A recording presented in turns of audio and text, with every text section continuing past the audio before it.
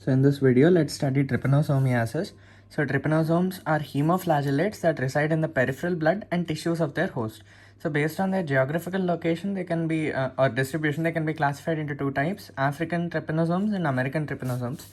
So African trypanosomes, they are part of the Trypanosoma brucei complex. Okay, based on that, you have East and West African trypanosomes. We'll discuss about that. So Trypanosoma brucei, tsetse. Okay, that is the vector. So tsetse fly, brucei, tsetse. So Africa, and they cause African sleeping sickness. So trypanosomiasis, American trypanosomes, they're caused by Trypanosoma cruzi, which is a causative agent of Chagas disease. So C for cruzi, C for Chagas. So they are transmitted by the insect vector red ovid bug. So red Indians were Native Americans, right? So red for America, and you have cruzi and Chagas, okay? So red ovid bug, also called triatomine bug. So uh, it has animal reservoirs. It is a zoonotic disease. So the reservoirs are cats and dogs, okay? You can remember red ovid bug, red cat and dog, okay? So moving on to Chagas disease, caused by Trypanosoma cruzi, which is the American version. Chagas disease is mainly restricted to South and Central American countries. It is estimated that 16 to 18 million people currently are infected with Trypanosoma cruzi. The annual incidence is around 2 lakh new cases with 50,000 deaths. So it is a zoonotic disease. This is important. It has many animal reservoirs like, see, red ovid bug, right, is the vector. So red cats and red dogs. You can remember it that way. So Trypanosoma cruzi, first the red ovid bug rubs its feces on the skin, on abraded skin, so the fecal rub on the skin. So trypomastigotes go into the tissues. So from the bite wound, the trypomastigotes, they go into various tissues and they are motile, right? Trypomastigotes are motile, they go. So they are the motile form, they go to various tissues. And then in the tissues, they transform to amastigote forms. Okay, amastigote forms multiply actively, and they are the intracellular form found in tissues. Okay, within the tissues, the trypomastigote doesn't need to go, right? So it is amastigote. It is not. It is just intracellular, and then it transforms back into the trypomastigote forms. So in the intracellular form, you have amastigote. So it is found in reticular endothelial cells such as spleen, liver, lymph node, and bone marrow, and muscles, cardiac, skeletal, and GIT, and nervous tissue. So now they transform back to trypomastigote forms. So amastigotes transform back to the trypomastigote forms, which are motile, C-shaped, non-multiplying extracellular forms. See, you need to remember that amastigotes are intracellular and they are multiplying. Okay, so the exact opposite, you have trypomastigotes, which are C-shaped, non-multiplying, motile, and extracellular forms, which are found in the peripheral blood because they go in the blood to the tissues. As long, slender or invasive forms and short, stubby forms. So invasive forms migrate to many organs, and short, stubby forms are ingested by the red ovid bugs during a blood meal. Okay, so what is the vector cycle? In the gut of the red ovid bugs, so in the blood meal, it takes up short, stubby trypomastigote forms.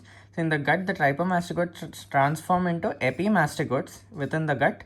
Okay, and then they further develop into metacyclic trypomastigotes in the hindgut. Okay, and they are excreted in the bug species.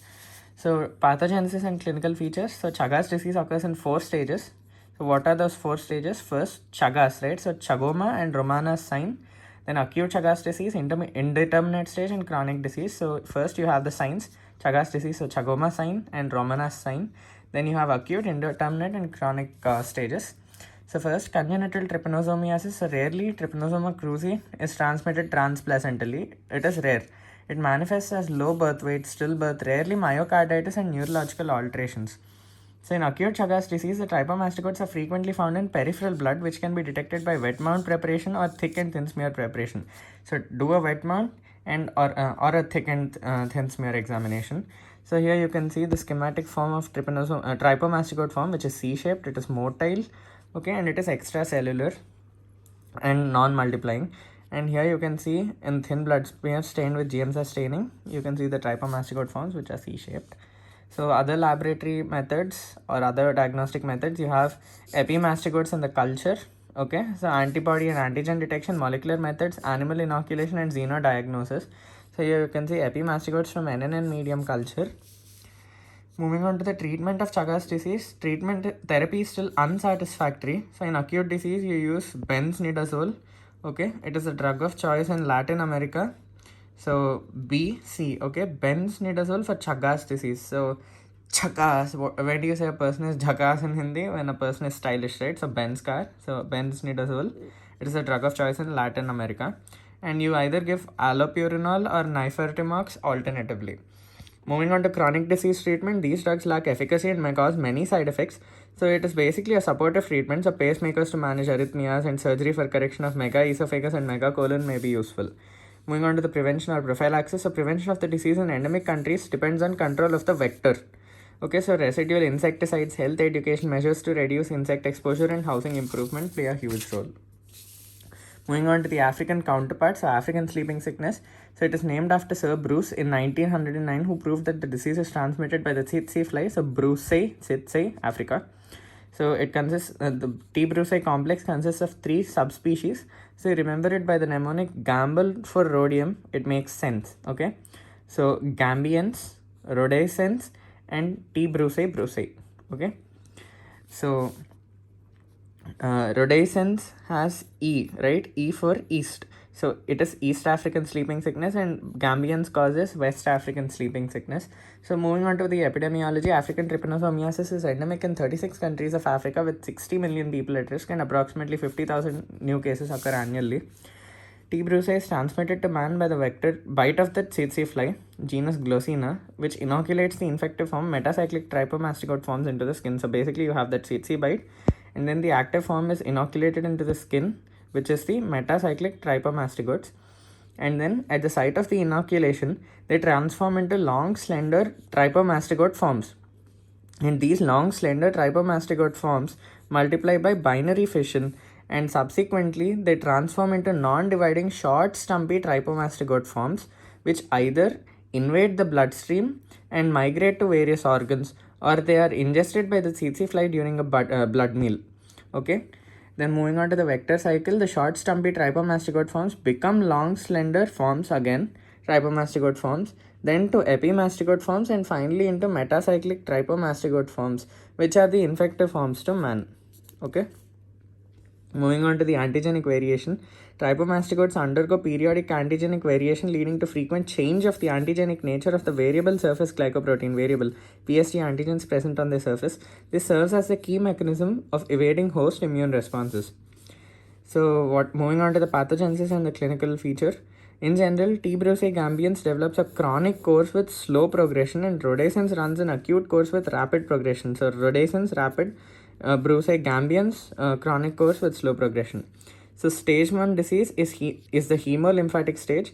So there is trypanosomal chancre, which is a self-limited lesion that appears a week after the bite of an infected tsetse fly. And then there is an asymptomatic period following this. The clinical course runs through an asymptomatic phase that lasts for a few months. Now, stage 1 disease is the hemolymphatic stage, right? So first you had a chancre, and then you had an asymptomatic stage, and then you have systemic febrile illness. So months to years later, a systemic febrile illness develops due to dissemination of the parasite through the lymphatics and the bloodstream. It is characterized by remittent irregular fever with night sweats and lymphadenopathy. So the posterior cervical nodes are commonly involved, which is called Winterbottom's sign. So bottom and winter is kind of posterior, right? So somewhat, just remember it like that. It does make sense. So Winterbottom sign. The posterior cervical nodes are commonly involved in the African sleeping sickness caused by Trypanosoma brucei complex. Then stage 2 disease is CNS invasion. So first it is a hemolymphatic stage. So lymph nodes are involved. Winterbottom sign. Okay, there is fever because of hemolysis.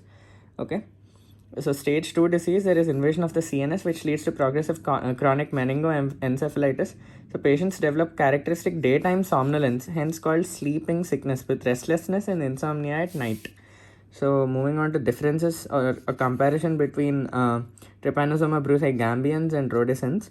So gambians causes West African sleeping sickness. Rhodescens has an E, so it causes East African sleeping sickness. Both are caused by the tsetse flies, only difference being the species of the Glossina genus of the tsetse fly, which causes the disease.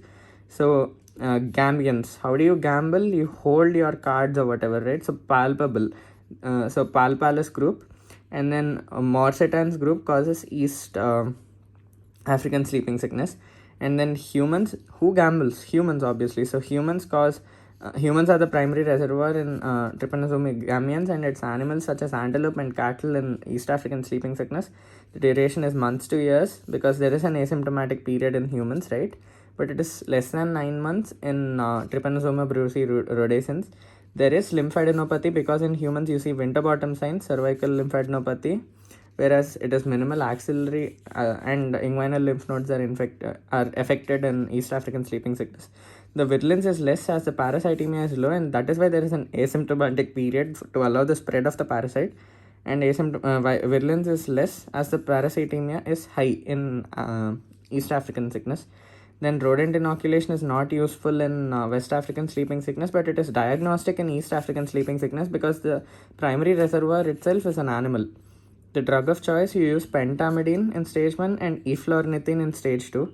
In stage 1, in East African sleeping sickness, you use suramin, and then in stage 2, melarsoprol. Moving on to the lab diagnosis, you do it by direct microscopy. So useful samples are blood samples, multiple blood samples collected during the febrile period, Chancre's fluid, CSF, lymph node, and bone marrow aspirate. So trypomastigote forms are seen by serial blood sample examination, which is performed either by wet mount examination and peripheral thin thick smear examination, as in the case of Chagas disease. And you can also use concentration methods such as microhematocrit centrifugation if the parasitemia is low. So you can see trypomastigote forms of T. brucei in the peripheral blood smear examination via GM-SAS staining. Here you can see it in the thin smear and here in the thick smear. So direct microscopy lab diagnosis, you can also do CSF examination. So this is necessary to confirm the CNS invasion in stage 2 disease. So this you can do by detection of trypomastigotes in the CSF or by measuring a WBC count of greater than 20 cells per μl of CSF with parasite detected in blood or lymph node aspirate. So lymph node aspirate is useful for T. brucei gambians and shows variable sensitivity of 40 to 80%. And antigen detection by ELISA in serum or CSF is useful for clinical staging of the disease to determine CNS infection and for monitoring the response to treatment. Antigens are rapidly cleared following improvement. So you can do card agglutination test for trypanosomes. So CATT, card agglutination test for trypanosomes. It detects antibodies to the VST, variable surface glycoprotein antigen. And you can also do a semi-quantitative ELISA using VST antigen of T. brucei gambians, which is available to detect various antibodies in serum and CSF. You can use molecular methods such as PCR assays, which are developed and they show high sensitivity with the detection level of or limit of 5 parasites per ml. You can also use FISH, which is fluorescence in situ hybridization, using peptide nucleic acid probes, which appears to be an excellent diagnostic tool with detection limit time same as PCR. And then lab culture, you can use samples that can be inoculated into the Kiwi kit, which is kit for in vitro isolation, and then trypomastigotes are recovered in 7 to 10 days. However, culture is not routinely performed. You can also use animal inoculation in mice, which is highly sensitive for isolation of T. brucei rhodesians, because the reservoir in rhodesians is animals, but in gamians it is man, so it does not play a major role in the diagnosis. Moving on to the treatment, so you use pentamidine and suramin. Pentamidine in case of West African and suramin in case of East African in stage 1 disease. And alternative drugs, you use eflornithine in West African disease and melarsoprol in East African disease. And treatment is based on the type of disease and the presence or absence of CNS invasion. So these are the questions. You can just go through them. All right, that's it.